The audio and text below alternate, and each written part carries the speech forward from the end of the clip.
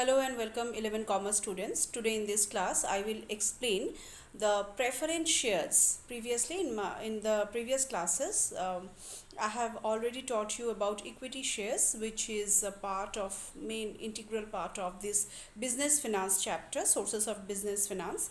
And in this class I have decided to explain the preference share. As you can see in the board, I have written the preference shares. Now preference shares are those shares which carry certain preferential rights or certain priority rights. First, dividend is payable on a fixed rate upon these shares, which is unlike the equity shares. What happens in case of equity share is, in case of equity share, the dividend paid is not fixed. It is dependent upon the profit earned by the firm. If the firm earns greater amount of profit during the boom period, then higher rate of dividend is paid to the shareholders.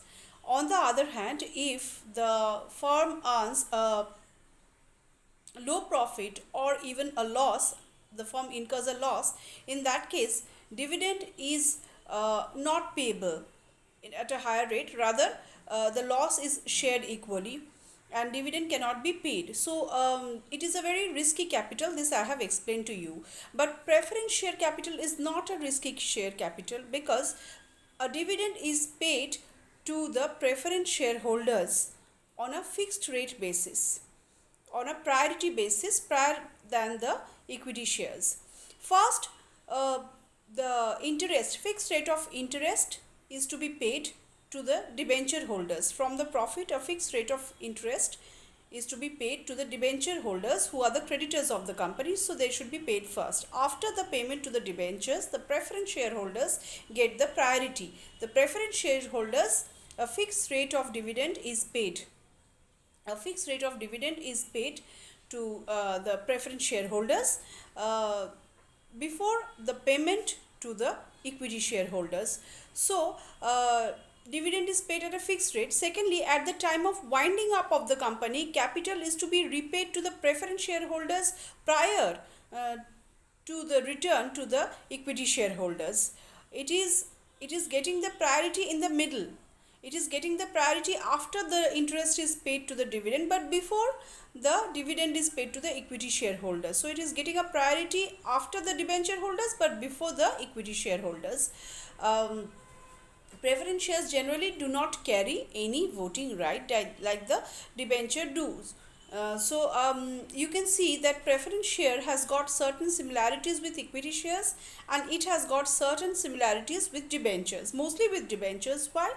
Because rate which the return rate of return is fixed like the debenture, but and doesn't have any voting right like the debentures. But on the other hand, they get dividend, which is just like the equity shareholders. But all other things are just like debentures. The fixed rate is paid, not the dividend. Dividend is just like equity share, but fixed rate of dividend is like fixed rate of interest like the debentures, and they don't enjoy the voting right like the debentures. So as you know, some similarities it has with the debentures and some similarities it is having with the equity shares.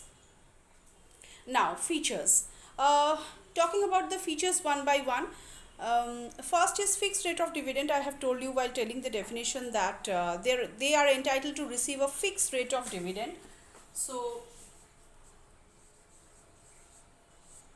fixed rate of dividend, first of all. Secondly is they get priority over equity shareholders. So they get priority over equity shareholders. They get priority over equity shareholders. Regarding the return on capital in case of winding up of the company, not only if the preference shares are redeemable, they will be retired at the end of their term.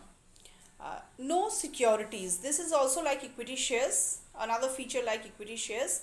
No, companies do not offer any security against preference shares. The preference share capital is a part of the owner's capital. It is not a part of that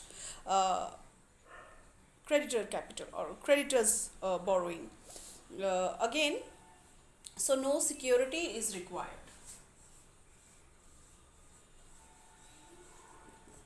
Next is voting right. Next is voting right. The preference shareholders do not get any voting right under general conditions.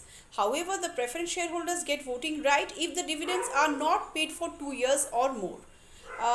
Then only they get the voting right. Otherwise, they don't get any voting right like the equity shareholders do.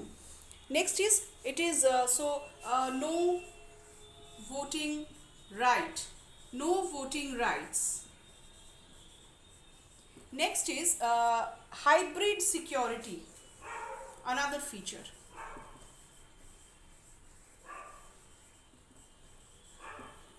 Hybrid security. Hybrid. What is the meaning of this hybrid security? Preference shares are called hybrid securities as these shares have the features of equity shares as well as the features of debentures. I have told you earlier also in the beginning of this class that it is a mixture of both. That's why it is called hybrid security. It has got the features of debentures, it has got the features of equity shares, so it is mixed up. It has got the mixed up features, some taken from debentures and some taken from equity shares. So preference shares are called hybrid securities as these shares have the features of both equity shares as well as debentures. Like equity share, preference shares get dividend only when the company is earning profit, and like debentures, preference shares get a fixed rate of return. Again, these all are the features of. Again, another is their cumulative dividend. If preference shares are cumulative and dividend is not paid in a particular year, then the dividend will be carried forward to the next year. So it is cumulative in nature. So these are all features of preference shares. Now preference shares can broadly be classified into four groups, four categories. So first is according to reference of dividend. In my next class I will explain to you broadly about this classification. First is it can be classified according to four groups. First is according to dividend, second is according to participation, third is according to conversion or convertibility,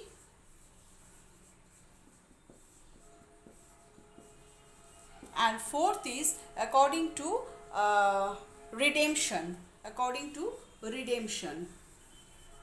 So as you can see, there are four bases based upon which the preference shares can be classified. Preference share can be classified on the basis of dividend, participation, convertibility and redemption. So in my next class, I will broadly classify the divisions of preference shares and show you what are the different types of preference shares falling under these four categories, falling under each category. What are the divisions that I will explain to you in my next class. So wait till my next class. Till then, goodbye.